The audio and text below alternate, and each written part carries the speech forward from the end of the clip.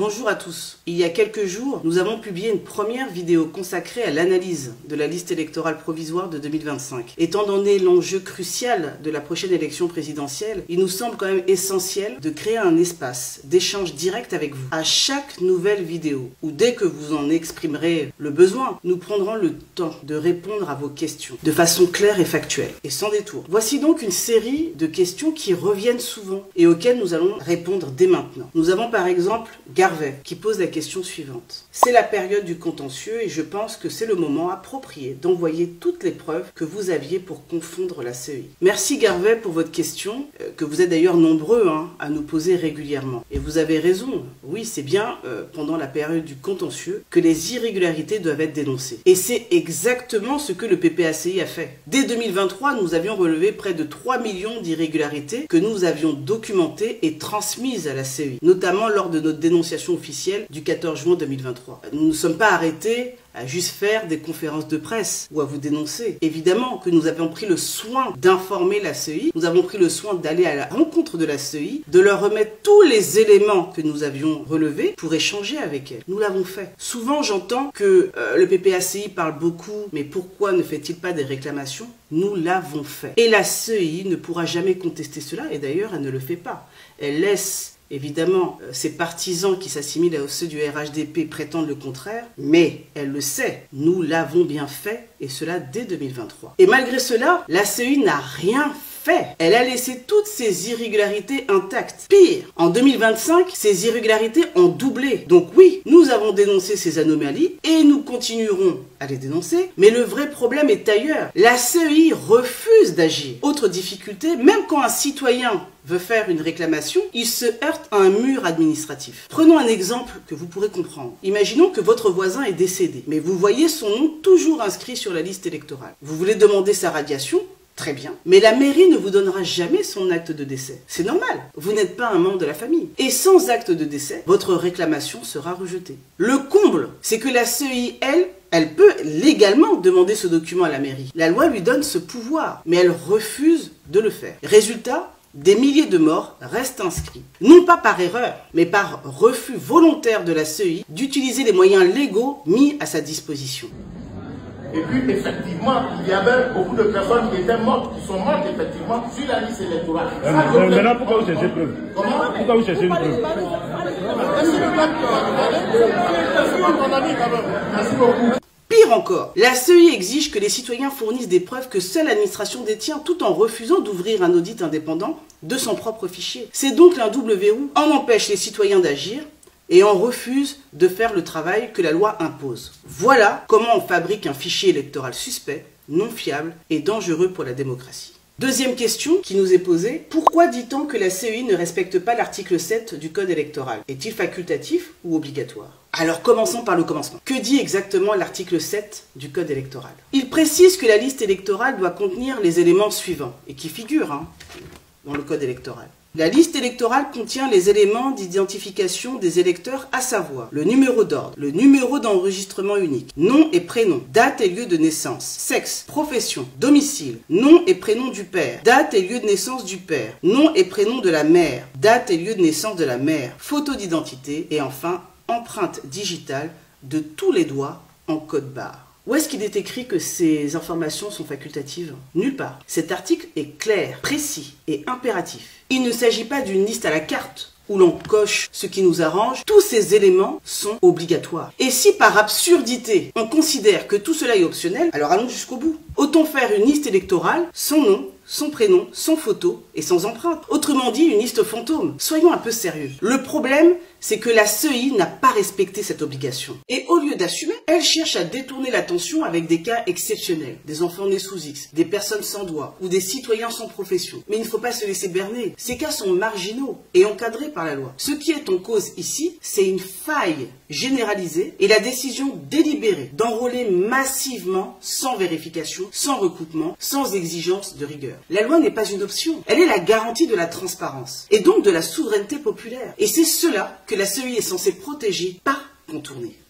Troisième question qui nous a également été adressée par mail et qui est la suivante. L'application stricte de l'article 7 ne revient-elle pas à exclure les personnes nées sous X, sans mère ou père connu, ou amputées d'une main, ou encore des personnes qui n'ont qu'un seul prénom, alors que le mot prénom est écrit au pluriel dans le code électoral? Évidemment que non, mais soyons honnêtes. Est-ce qu'il y a 6 millions d'Ivoiriens amputés de leurs mains? Est-ce qu'il y a 6 millions d'Ivoiriens qui ignorent l'identité de leurs parents? Poser la question, c'est déjà y répondre. Les exemples agités par la CEI, personnes sans doigt, enfants nés sous X, sont des cas exceptionnels, parfaitement encadrés par des régimes dérogatoires, et ne peuvent en aucun cas justifier une désorganisation à l'échelle nationale. L'absence d'un doigt, par exemple, n'empêche pas l'enregistrement biométrique. Les systèmes modernes, ceux de l'ONESI inclus, prennent en compte les cas particuliers et enregistrent cette donnée comme telle. Le pluriel dans le mot prénom ne signifie pas qu'il en faut obligatoirement 2 au moins. Le droit civil reconnaît parfaitement les personnes ayant un seul prénom. Insinuer le contraire, c'est confondre la grammaire avec le droit. Ne pas avoir une profession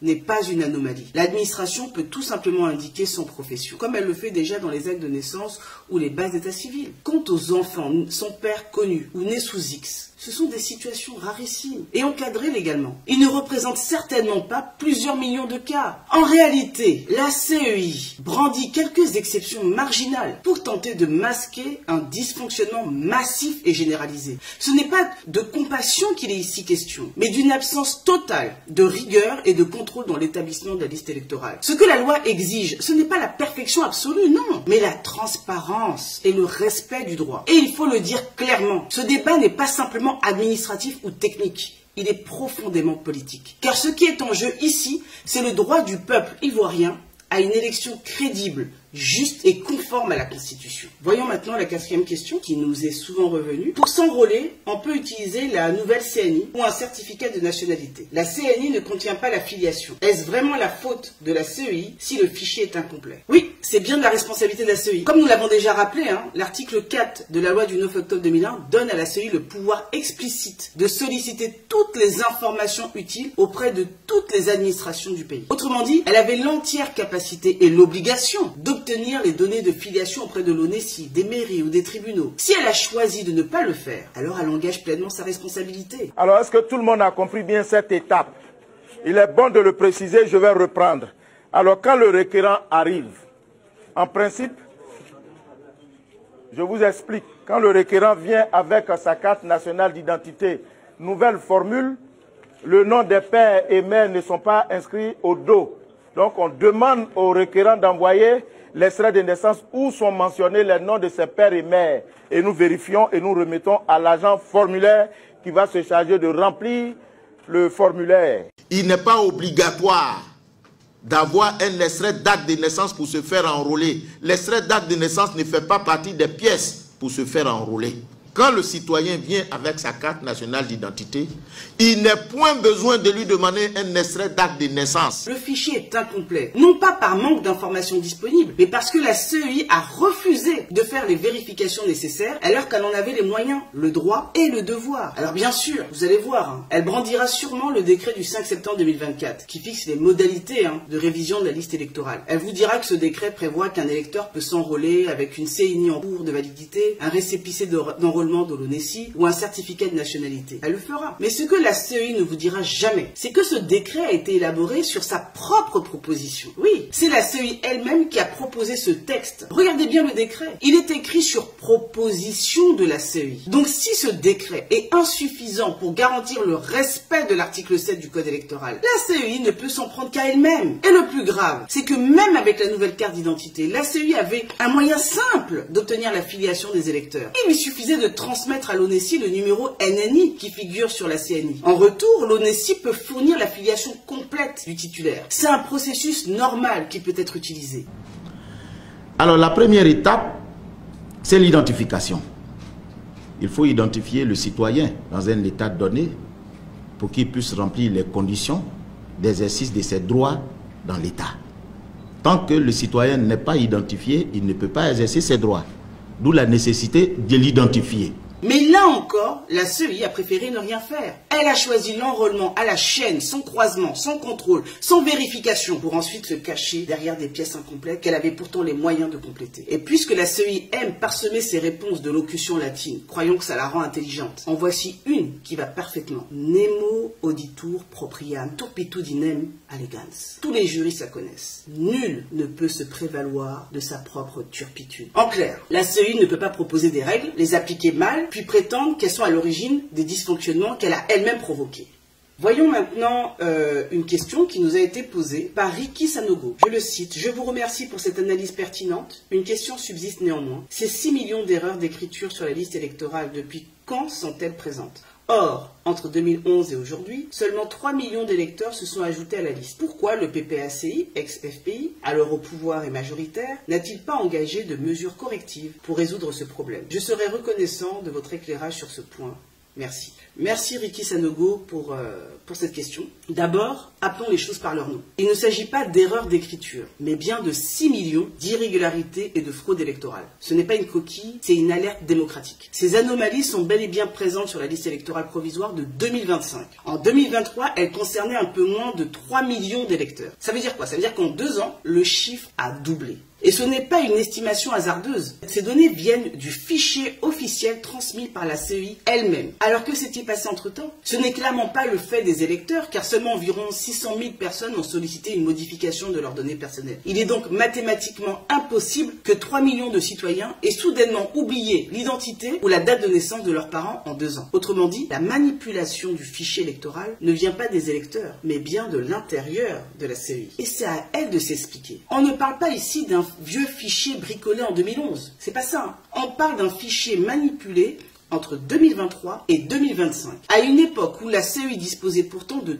tous les moyens technologiques, humains et financiers, notamment un budget de 27 milliards de francs CFA, pour faire un travail propre et rigoureux. La Commission électorale indépendante est consciente de l'importance et de la délicatesse de sa mission qui lui a été confiée par le constituant et le législateur, et de son impact sur la paix et la cohésion sociale. En conséquence, son objectif est de produire, conformément aux dispositions légales, une liste électorale propre et crédible pour un processus électoral transparent et fiable, gage d'élections apaisées pour la stabilité et le développement de notre cher pays. Alors non, la CEI ne peut pas se cacher derrière les failles du passé pour excuser ses fautes présentes. Les faits sont là, les chiffres sont là, et la responsabilité est clairement identifiée.